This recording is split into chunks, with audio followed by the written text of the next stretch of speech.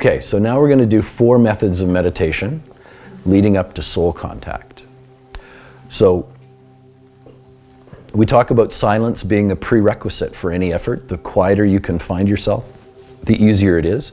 And we also find sometimes, for those of you, using earplugs might be helpful, okay? If you are in a noisy environment, that is distracting, okay? Find a place you can count on. Make it sacred, if you will, okay? It should be a corner of your bedroom, backyard. It could be any of these. Sit on the floor, legs folded, in a meditation position, or sit in a comfortable chair with your feet flat on the floor, okay? Be comfortable, but not so comfortable that you fall asleep, okay? This is active, it's not passive, okay? So now we're going to talk about 4 methods, okay? The first is just being mindful of what you're thinking, analyzing your own thinking, and do this for a week or 10 days, 2 weeks or 10 days. Sit quietly and close your eyes. Almost immediately, you're going to start to think. You're going to start to watch what's happening, okay? Don't worry about it. Just pull back and, like a stranger, sit on the sidelines. We talk about this in the Egyptian practice as being the witness, okay? Take notes about these thoughts that stream through your mind, okay? Don't react to them, just watch them. Being detached and watch them. Do this session for a few times. Do this for like 10 minutes at a time, okay? And in doing this, you will note as time goes by, when you're paying attention to your thoughts, they will become less and less, okay? So the second one is to concentrate on an object, not unlike what we were just doing with the candle, right? Pick an object wherever you want and wherever you are meditating and concentrate on. Could be anything, a vase or a lamp or a pencil or etc. You know what we'll do in this soul family is we'll just focus on a candle, focus on the light of a candle. Sit quietly and close your eyes and draw all your energy together and concentrate on the object for as long as you can. Other thoughts may stream into your mind, don't mind them. Just return to concentrating on that object, on the flame, on the candle. Keep doing this until you can hold your concentration for between 5 and 10 minutes, okay? If you succeed, you're doing fine, there you go. You're on the road to controlling your mind because you can stay focused, okay? Third, vacating the mind all of the time.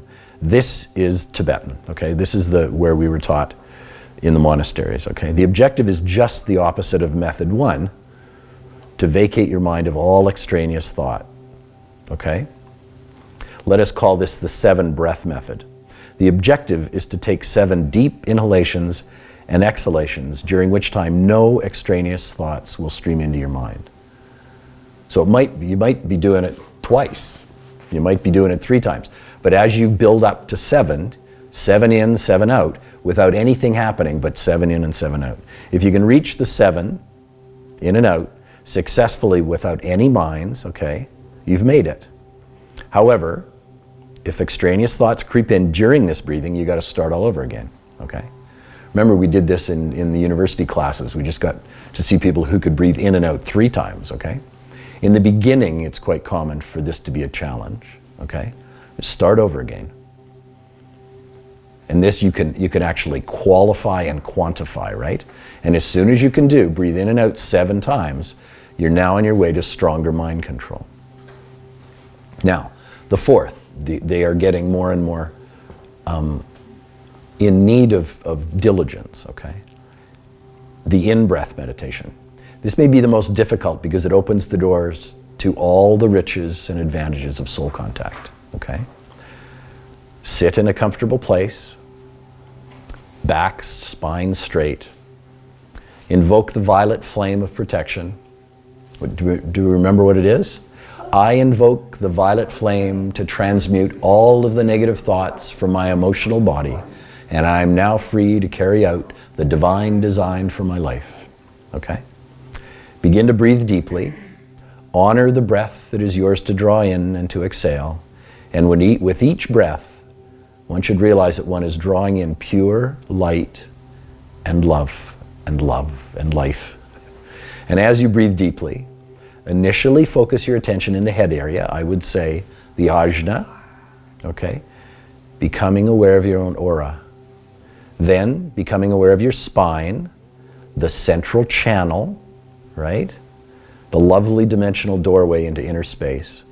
Focus on this as you get used to the rhythm of your breath, as it goes in, as it goes out, and eventually release your attention on the breathing as it continues at the proper pace all by itself. Now focus all your attention on that central column, holding the attention there. Seek to visualize it as a tube of pure white light. This is your dimensional opening in the physical body to the other dimensions. Now you must have the desire to go into it, the will to go into the dimensional portal. Will yourself to go in. It may feel like you're paddling a canoe upstream against the current, not unlike the salmon who they swim upstream. But don't stop. In you go, in you go, in you go.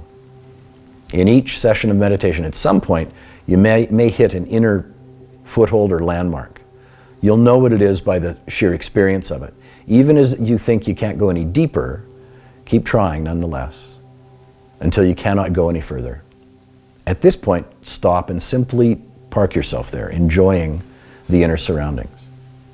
Okay? Become aware of the inner atmosphere as the breath continues to inhale and exhale at its own pace.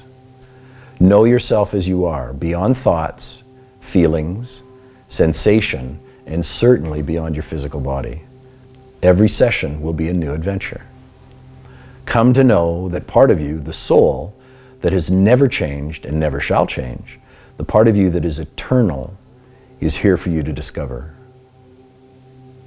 You shall begin to see a slight glow in your head, even in a dark room, that will get brighter and brighter over time. Okay? We all good with that?